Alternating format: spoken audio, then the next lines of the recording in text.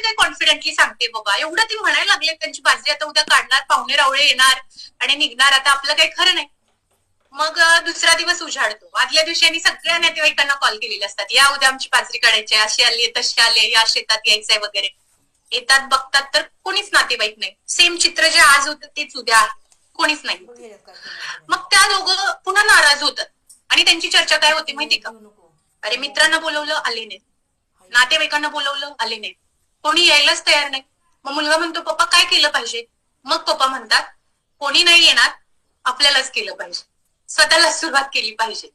मग कधीपासून करूया? उद्यापासून करूया. मग ही चर्चा ऐकल्यानंतर पिल्लं पुन्हा किलबिलाट करायला सुरुवात करतात. मग मात्र चातक पक्ष म्हणतो आज आपल्याला निघलं पाहिजे. का? कारण आज त्यांनी निर्णय घेतलाय की ते ना पाहुण्यांची वाट पाहणार ना मित्रांची वाट पाहणार, उद्या ती दोघं स्वतः करणार. कारण स्वतः ज्यावेळी सुरुवात करणार त्यावेळी ते पुढे होणार आहे. मग मात्र पक्षी म्हणतात